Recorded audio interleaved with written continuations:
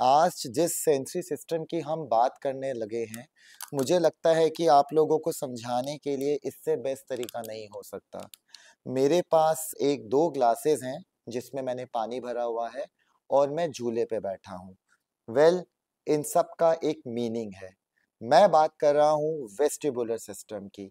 क्या होता है वेस्टिबुलर सिस्टम और इन सब चीज़ों की मुझे ज़रूरत क्यों पड़ी? आइए देखते हैं इस वीडियो में।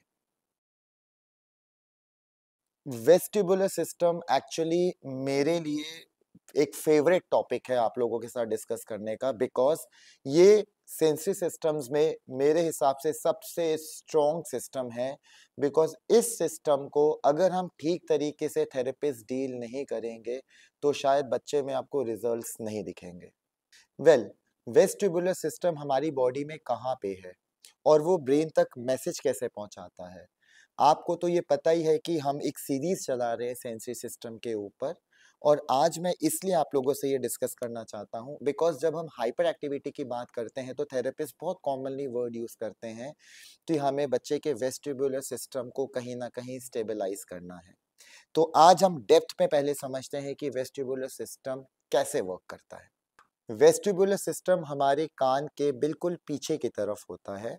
ये एक लिक्विड की तरह होता है, जैसे कि मैंने ग्लासेस में पानी भरा है, तो आप इमेजिन कर सकते हैं कि दोनों साइड एक पाउच है जिसके अंदर एक लिक्विड भरा हुआ है। अब इस लिक्विड का काम क्या है? ये लिक्विड हिलता है जिससे एक करंट फॉर्मेशन होता है और वो करंट ब्रेन तक मैसेज लेके जाता है। मगर ये मैसेज है क्या? ये बेसिकली ब्रेन को बताता है कि मेरी हेड की पोजीशन स्पेस में कैसी है। जैसे कि अगर मैं बताऊं, अगर मैं अभी स्विंग ले रहा हूं, मैं पीछे देख नहीं पा रहा, लेकिन मुझे बिना देखे भी पता लग पा रहा है कि मुझे पीछे खाली स्पेस है। तो ये जितना भी स्पेस के बारे में नॉलेज है, ये सब मेरा वेस्टिबुलर सिस्टम ही मेरे ब्रेन को मैसेज पहुंचाता है। अब यहाँ पे मैं again hyper and hypo sensitive की बात करूंगा। मैंने अपनी पिछली वीडियोस में आपको बताया हुआ है कि हाइपर सेंसिटिव बच्चों में या जो हाइपर एक्टिव बच्चे होते हैं, बहुत ज्यादा सेंसरी इनपुट अगर ब्रेन में जाता है तो ब्रेन अपने आप को शट कर लेता है। इसका मतलब ये है कि ब्रेन प्रोसेस नहीं कर पाता। अब हम रिलेट करते हैं इस चीज के साथ। नाउ अगर बच्चा हाइपर एक्टिव है तो ऑब्वियसली मैं जितना भागूंगा, जितनी मेरी हेड की मूवमेंट्स होंगी, ये लिक्विड उतनी ही तेजी से घूमेगा। अब आप इमेजिन करिए, ये जितनी तेजी से घूम रहा है उतना ही करंट जनरेट हो रहा है। जितना करंट जनरेट हो रहा है ब्रेन में उतने ही ज्यादा इनपुट्स मिल रहे हैं। इसका रिजल्ट क्या होता है? रिजल्ट ये होता है कि इतना ज्यादा हाई इनपुट ब्रेन में जाता है कि ब्रेन की कैपेबिलिटी नहीं होती प्रोसेस करने की, और फिर क्या करेगा? ब्रेन अपने आप को शट कर देगा। इस केस में क्या होगा? अब ये जो सेंसरी इनपुट है वेस्टिबुलर, ये मेरे ब्रेन में हावी हो गया है। अब ये बहुत तेजी से मूव कर रहा है। इसका मतलब क्या है कि बच्चा अपनी हाइपर एक्टिव स्टेट में है। क्यों? बिकॉज ये लिक्विड बता रहा है कि बच्चे की हेड मूवमेंट बहुत ज्यादा है। जब हेड मूवमेंट ज्यादा होगी तो बॉडी बहुत ज्यादा मूव करेगी, जिसे हम कहते हैं हाइपर एक्टिविटी। सो अगर बच्चा भाग रहा है तो बेसिकली हो क्या रहा है? जितना बच्चा तेजी से भागेगा उसकी हेड मूवमेंट्स तेजी से होंगी। जितनी हेड मूवमेंट तेजी से होंगी, लिक्विड तेजी से घूमेगा।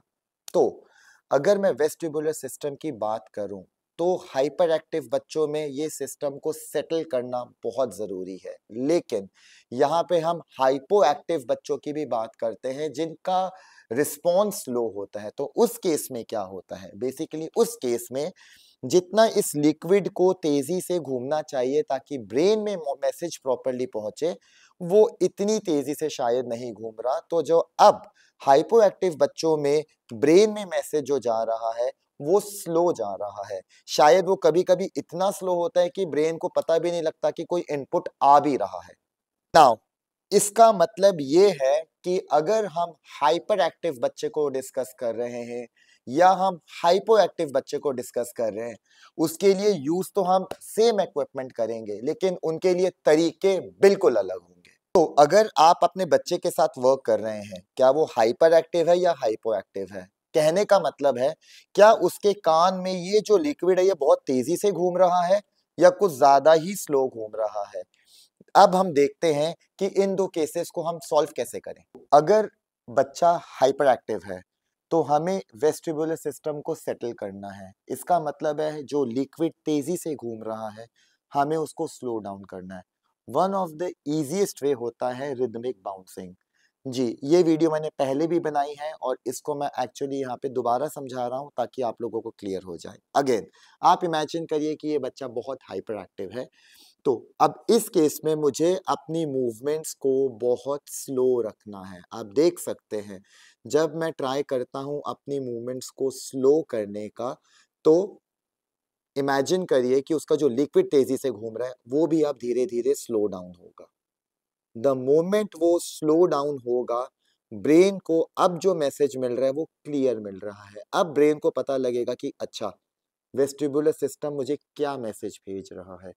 इसीलिए हाइपर एक्टिव बच्चों के लिए रिदमिक बाउंसिंग बहुत इंपॉर्टेंट है। अब डिपेंडिंग अपॉन द चाइल्ड, हो सकता है कि हम एक ऐसे हाइपर एक्टिव बच्चे की बात कर रहे हैं जो इतना छोटा नहीं है कि जिसको हम जिम बॉल में मैनिपुलेट कर पाए, तो उसके लिए यूजली हम लोग स्विंग्स यूज करते हैं। लेकिन अगर हाइपर एक्टिव बच्चा है तो आप उसको जोर से स्विंग नहीं देंगे। अब आप लोगों को रीजन पता लग गया है। मैं आप लोगों से इसलिए डिस्कस कर रहा हूँ, कई बार मैं जब मैं असेसमेंट करता हूँ तो पेरेंट्स कहते हैं सर मेरा बच्चा पार्क में जाता है, उसको स्विंग बहुत पसंद है। ऑब्वियसली अगर वो हाइपर एक्टिव बच्चा है तो उसको तेज स्विंग पसंद होगा, बिकॉज हाइपर एक्टिव बच्चा चाहता है कि उसका वेस्टिबुलर सिस्टम हमेशा स्टिमुलेटेड रहे। और पेरेंट्स कहते हैं सर वो तो एक एक घंटा तक स्विंग लेता रहता है और हम देते रहते हैं। ये बहुत ज्यादा खतरनाक है। एक्चुअली आप अपने बच्चे की हाइपर एक्टिविटी को कहीं ना कहीं फिर इंक्रीज करेंगे। मैं ये नहीं बोलूंगा कि आप अपने बच्चे को स्विंग मत दीजिए। स्विंग बहुत बहुत इंपॉर्टेंट चीज है। हो सकता है कि मैं आपको पूरा वेस्टिबुलर सिस्टम एक वीडियो पे ना समझा पाऊं, लेकिन मीनवाइल हम सिर्फ हाइपर एक्टिव और हाइपो एक्टिव की बात कर रहे हैं, बिकॉज वेस्टिबुलर सिस्टम और बहुत कुछ चीजों के काम आता है। तो अगर हाइपर एक्टिव बच्चा है वो स्विंग डिमांड कर रहा है, इस केस में आप उसको डेफिनेटली स्विंग दीजिए, लेकिन पार्क में स्लो स्विंग दीजिए। आप उसको उस स्विंग को कंट्रोल करिए ताकि जो उसका वेस्टिबुलर सिस्टम है वो थोड़ा सा रिलैक्स हो जाए।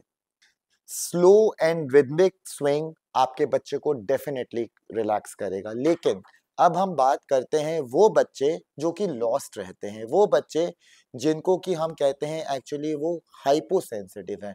उनके लिए क्या करना चाहिए, आइए अब हम देखते हैं। अगर यही कोई बच्चा हाइपो सेंसिटिव है तो उस केस में ऑब्वियसली हमें मूवमेंट्स को थोड़ा सा फास्ट रखना पड़ेगा, मगर एक चीज का ध्यान रखिएगा, हम ओवर मूवमेंट्स नहीं देंगे, बिकॉज ये बहुत खतरनाक हो जाएगा। यहाँ पे हम डेफिनेटली यहाँ पे स्टिमुलस थोड़ा सा तेज देंगे उसको, और बीच बीच में हम इस केस में ऐसे बच्चों को थोड़ा सा शेकी मूवमेंट्स भी देंगे ताकि उनका ये वेस्टिबुलर सिस्टम एक्टिवेट होए और ब्रेन में प्रॉपर मैसेज पहुंचाए। अब अगेन, ये हम बात कर रहे हैं छोटे बच्चों की। अब अगर कोई बड़ा बच्चा है तो उसको स्विंग पे कैसे लेना है वो मैं आपको दिखाता हूँ। अब यहाँ पे ऑब्वियसली हमें स्विंग तो तेज देना है, लेकिन पेरेंट्स इस चीज का ध्यान रखिएगा कि आप स्विंग बहुत ज्यादा तेजी से नहीं देंगे। हमें सेफ्टी का ध्यान रखना है। इनफैक्ट अगर हमें वेस्टिबुलर सिस्टम को यहाँ पे ज्यादा एक्टिवेट या जनरेट करना है तो हम हाई स्विंग्स के साथ उसको सडन स्टॉप करना और सडनली उसको छोड़ देना, ऐसी एक्टिविटी ज्यादा करवाएंगे ताकि सिस्टम एक्टिवेट हो। चलिए, ये एक पार्ट मैंने खत्म किया जहां पे मैंने वेस्टिबुलर सिस्टम को लिंक किया है हाइपर सेंसिटिव बच्चे और हाइपो सेंसिटिव बच्चे। अब यहाँ पे खत्म नहीं होती चीजें। अब मैं आप लोगों को इस सिस्टम के बारे में थोड़ा और रेलेवेंस बताना चाहता हूँ। अच्छा, इमेजिन करिए कि ये सिस्टम छोटे बच्चों में डेवलप कैसे होगा। ऑब्वियसली ये तभी डेवलप होगा जब उसके पेरेंट्स उस बच्चे को थोड़ा सा हवा में उछालें, थोड़ा सा उसको घुमाएं, थोड़ा सा उसको स्पेस में लेके जाएं। कहने का मतलब ये है कि अगर बच्चा 1 साल से छोटा है तो आप ज्यादा कंजर्व करके नहीं रखेंगे उस बच्चे को, बल्कि आप थोड़ा सा मूवमेंट्स दीजिए स्पेस में, बिकॉज उसका वेस्टिबुलर सिस्टम डेवलप होगा। और वेस्टिबुलर सिस्टम डेवलप होना बहुत ज्यादा इंपॉर्टेंट है मेरी बॉडी बैलेंस के लिए। अब मैं ट्राई करूंगा कि इस वीडियो को यहाँ पे ही एंड करूं, बिकॉज मैं आप लोगों को कंफ्यूज नहीं करना चाहूंगा। लेकिन मैं लास्ट में एक चीज और बताना चाहता हूँ। इस सिस्टम को मैंने बहुत सिंपल तरीके से समझाया है, लेकिन आने वाली वीडियोस में मैं आपको बताऊंगा कि मेरा वेस्टिबुलर सिस्टम मेरी लिसनिंग से कैसे अटैच्ड है, प्लस मेरा वेस्टिबुलर सिस्टम मेरी आई स्टेबिलिटी में कैसे मदद करता है। बिकॉज हम जब बात करते हैं लर्निंग डिसेबिलिटी की, या जब हम बात करते हैं कि बच्चे का ऑडिटरी सिस्टम वीक है या बैलेंस सिस्टम वीक है, तो हमें एक चीज हमेशा जाननी पड़ेगी कि बेसिक सिस्टम है वेस्टिबुलर सिस्टम, जिस पे हमें वर्क करना पड़ेगा। अगर आप विजन को भी स्टेबल करना चाहते हैं, कहने का मतलब है अगर आप बच्चे का अटेंशन एंड कंसंट्रेशन इंप्रूव करना चाहते हैं, ताकि जो हम लर्निंग डिसेबल बच्चों की भी बात कर रहे थे कि उनका कंसंट्रेशन पुअर होता है, राइटिंग पुअर होती है, तो ऑब्वियसली हमें वेस्टिबुलर सिस्टम में वर्क करना ही पड़ेगा। एंड सेकेंडली, वो बच्चे जो ऑडिटरली इतना अच्छा रिस्पॉन्ड नहीं करते, या फिर हम कह सकते हैं कि उनको कोई कमांड्स देते और वो कंफ्यूज हो जाते हैं, राइट लेफ्ट अप डाउन, उन बच्चों में भी वेस्टिबुलर सिस्टम में हमें वर्क करना पड़ेगा। उन वीडियोस को मैं बाद में बना के आपको एक्सप्लेन करूंगा। तो ये था मेरा वेस्टिबुलर सिस्टम। आई नो मैंने बहुत शॉर्ट तरीके से समझाया है। बाकी सिस्टम्स के बारे में जानने के लिए आप वेट करिए, नेक्स्ट वीडियोस में मैं बाकी सेंसरी सिस्टम्स को भी डिस्कस करूंगा।